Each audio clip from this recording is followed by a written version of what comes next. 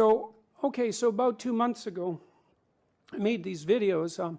I did it because I was trying to articulate my concerns. You know, sometimes when you're having a debate or a discussion with someone that you love, and you're having a little argument about something, like who's going to do the dishes or something like that, or especially if you haven't been getting along very well with that person, you know how the discussion starts with something specific, and then you start trading all the things that it might be about until you're arguing about, you know, the way that you behaved on your third date, you know, 10 years ago, and the whole underlying unresolved chaos of your relationship emerges through the little portal that was defined by the argument. You know, well, that's what this is about. And when you talk, it doesn't mean you're right, it doesn't mean you're correct, right? It means you're trying to articulate and formulate your thoughts like the boneheaded moron that you are.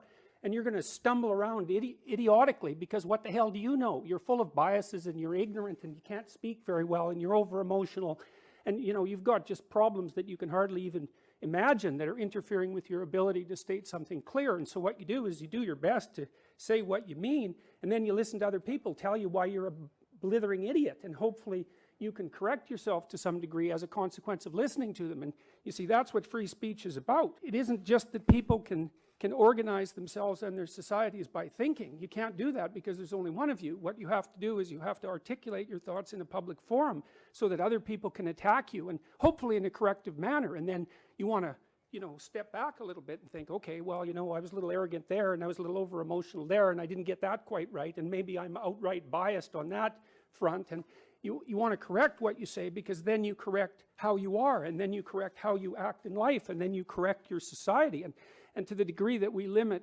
freedom of expression, we put all of that at risk. And that's partly why I don't believe that freedom of speech is just another value. I think that's preposterous. I think that if you claim that, then you know nothing about Western civilization and history.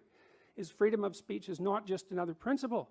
It's the mechanism by which we keep our psyches and our societies organized, and we have to be unbelievably careful about infringing upon that, because we're infringing upon the process by which we keep chaos and order balanced. The proper citizen is the person who embodies truth in speech and attempts to act it out, and that also includes listening, because listening is part of communicative intent. And I think at the moment that we're embroiled in a war on every single one of those dimensions, and several others that I haven't had time to list. And the evidence that we're in that sort of war is precisely the fact that this has attracted so much attention. I mean, I just sat in my bloody office at home and threw up a couple of amateurish videos, more or less attempting to articulate my feelings about a couple of policies, and it's like all hell broke loose. And why? Well, because that hell is right underneath the surface. So I'm going to read you something that a graduate student sent me from the University of Toronto the other day, and I can also tell you that I've received hundreds of letters like this.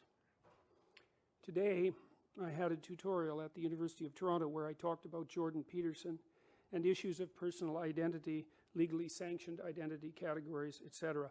I brought up a video of a tall white man in his 30s who asked students at a university how they'd react if he told them he identified as a woman, as black, as short, and as 5 years old.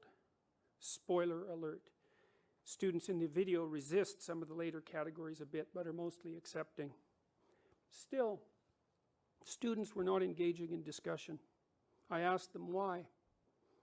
One said it was because she was worried to share her opinion for fear of being singled out or saying something offensive.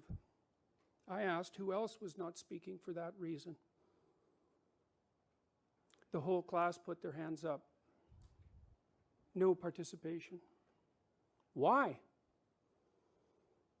They weren't uninterested. They were afraid to speak their minds. The PC police are in your heads. I'll start with lawyer one, who was the counsel to several prime ministers. He talked to me about the Human Rights Tribunal because I went and saw him 2 weeks after this all started. Human Rights Tribunal is a kangaroo court, in my opinion, and it should be abolished as fast as possible.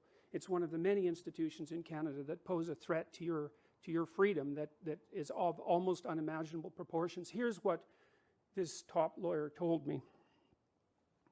If I'm taken in front of the Human Rights Tribunal, it will cost me $250,000. I will pay the legal costs for my opponents, and I will lose. He said, go back to your safe little life and shut your mouth. Second lawyer told me, my critique of the Ontario Human Rights Commission is spot on. And absent the Charter of Rights and Freedoms, which has these contradictions built into it that you just heard described, much of what I was saying was illegal and has been illegal since 2012. Lawyer 3 told me that if I breached a tribunal order, so imagine I was taken in front of the Human Rights Tribunal and I was fined and then I refused to pay the fine, which I've stated that I would do. That equals contempt of court, which inevitably means jail until the contempt is purged. The social justice tribunals and the SJWs, social justice warriors who staff them, have a rogue nature. They can search your house without a warrant. They can use secret hearings. There are no rules of evidence and the judges are unaccountable. But those are legal opinions. Let's look at a real world case. Let's look at what happened when I made my videos. Let's look at how the university responded, because I can tell you, in the video I said, look, what I'm doing is probably illegal, and worse, my employer is legally responsible for it, because that's built into the codes as well. So by the way, if you're an employer, you're responsible for everything that your employees say, and everything that anybody interprets what they said as being, whether it's unintentional or intentional, whether or not a complaint has been made. So just think about that. Anyways, October 3rd, the university said, like all members of the university community, I have an obligation to comply with the law, including the provisions of the Ontario Human Rights Code. Their policy with regards to workplace harassment, which the university implied that I was engaging in a course of vexatious comment or conduct, where the course of comment or conduct is known, or ought reasonably be known, to be unwelcome. The university reviewed my videos and they decided that what I said was true. They decided that the video I made was probably illegal and that they were responsible for it. And so in an attempt to distance themselves from me, under counsel from their legal people, and believe me, the university has good legal people, they sent me a warning. And this is what happens if you want to discipline a recalcitrant employee, essentially, so that you don't have to bear legal responsibility for their acts. So on October 18th, the university mentioned to me in another warning letter that if personal pronouns are being used, the refusal to use the personal pronoun that is an expression of the person's gender identity can constitute discrimination. So now you see what's happened is that I haven't refused to use someone's gender neutral pronouns. I said that I would refuse. So it's not even the refusal itself that's producing the letters. It's my declared intent to engage in the refusal. And as far as I was concerned, what I was essentially doing was criticizing a piece of legislation that had not yet been passed. But the university's legal department decided that all that was sufficient for them to distance themselves from me and to engage in disciplinary activity. I would say a legal doctrine is something like a virus, and it has a life. That's not what we think. If you let it go into a living system, it propagates and it has effects, and the effects are a consequence of the philosophy that's embedded inside the law. And if you really want to know about this, you should read Alexander Solzhenitsyn's Gulag Archipelago, because what he does in that book is tell you how the hypothetically humane doctrines that were embedded in radical Marxism at the end of the 1800s unfolded into Soviet society and demolished it. But I want to tell you a little bit about what the law does. And this is with regards to its interpretation from the policy guidelines. It instantiates social constructionism into our legal system. You have to understand what that means.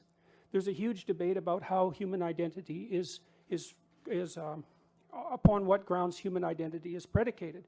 Now, the radical social constructionists basically say that identity is nothing but a social construction, and that's in keeping with their philosophical doctrines, partly Marxist and partly postmodern. But that isn't, and that was what I was objecting to with regards to Bill C-16, because it insists, do you understand this? It makes this legal doctrine that biological sex, gender identity, gender expression, and sexual orientation vary independently. And they don't. Now, the reason they don't is because 98% of people, it's 99.7% of people, by the way, at least with regards to the most credible statistics, have a gender identity that's essentially identical with their biological sex. And almost everybody who is male and female by biological sex and gender identity dresses that way, and that's what gender expression essentially is. And then if you stack those three things on top of each other, they're basically isomorphic. You can add sexual orientation to that, and 98% of people are heterosexual. So the idea that those things vary independently is absolutely preposterous.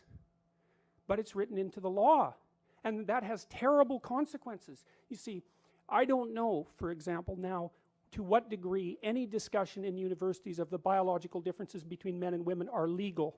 And you think, oh well, that's an exaggeration. It's like, well, I debated Nicholas Matt, I believe that was his name, a professor at the University of Toronto on TVO's The Agenda, and he said right out for everyone to hear that the scientific consensus is that there's no biological differences between men and women. And I've received letters from people who've told me that now the social justice activist types are complaining about the fact that the biologists assign biological sex to animals because it's only a social construct that we're projecting onto their being.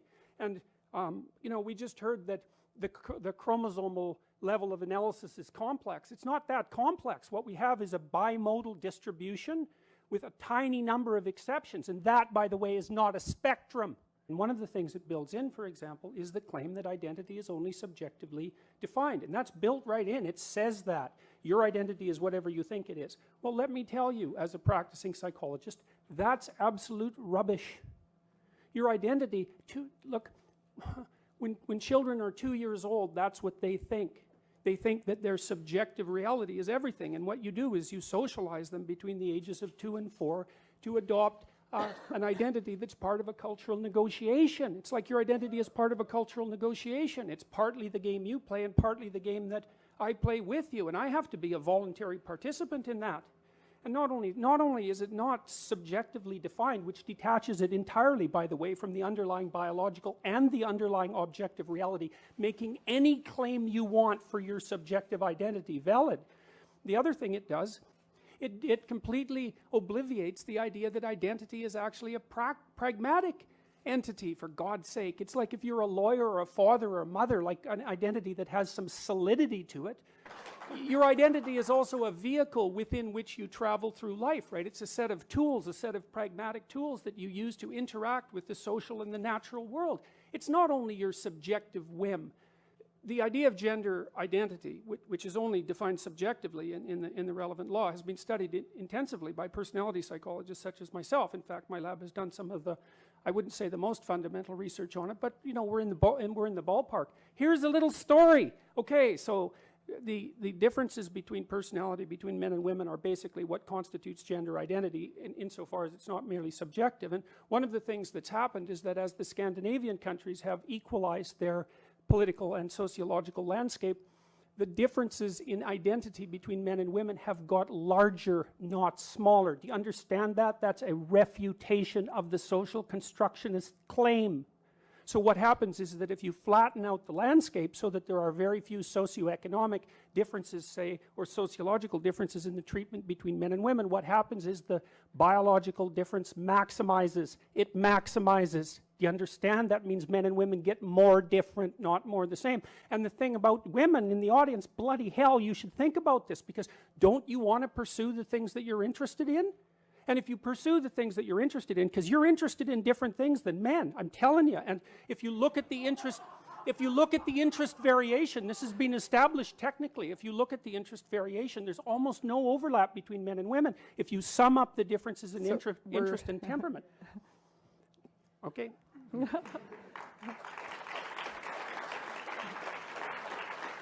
Professor Peterson, let's start with you. So this question says, you present your issue with Bill C-16 to be that the infringement of freedom of expression regarding gender pronouns is a problem. Do you hold the same stance with other discriminatory language in the Human Rights Code, such as being able to use racist terms with regard to students? And if you believe that one of these things is a violation but not the other one, why? I'm not sure I read that out all that well, but you get the idea. Okay, well, first of all, I don't think that these issues are the same. I don't think they're the same at all.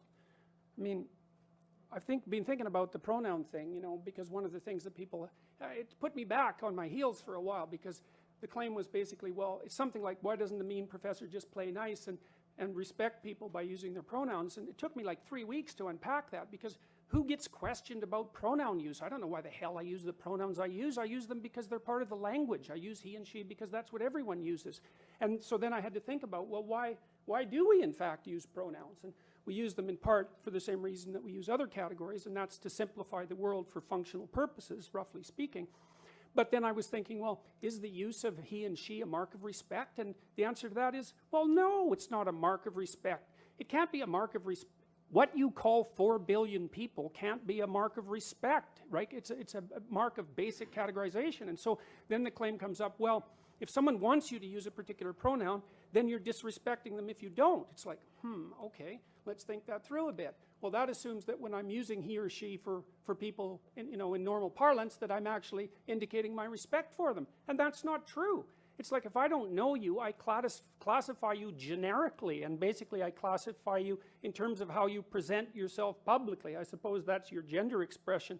And then I nail you with whatever pronoun seems to fit. It has nothing to do with respect. And besides that, you bloody well don't get to demand my respect. Why should you? I mean, it's not like I respect everyone. That's a foolish thing to do. You respect people who are respectable. You make value distinctions between people, and that doesn't mean you illegally discriminate against them. Those aren't the same thing. But I'm all for value judgments. Don't tell me that I'm not respecting people when I don't use their gendered pronouns. And the other thing is, I don't buy this whole idea that the people who are putting this legislation forward are valid representatives of the trans community. That's what they say they are. We have mechanisms for deciding whether someone's a valid representative of a community, and that generally involves democratic voting. I've received at least 20 letters from transsexual people who are on my side, and by the way, 0 from others, believe it or not, who are perfectly happy with the idea of gendered pronouns. It's just they want to be the other one. Now, you can have a discussion about that, and there's lots of things to be said about it, but the idea that this community that's coming out and demanding these rights is somehow representative of this homogenous oppressed minority, I think is rubbish. Is Professor Peterson, as a clinical psychologist, refusing to acknowledge how damaging it could potentially be to an individual to disregard their identity? It's a very difficult question to even engage with, because I don't understand it. It makes things so simple that you can't discuss them properly. All I do in my clinical practice, and I have about 20,000 hours of experience in my clinical practice, and I've dealt with all sorts of people, far more variation in people than the typical person ever encounters, and I think I've done it at least reasonably competently.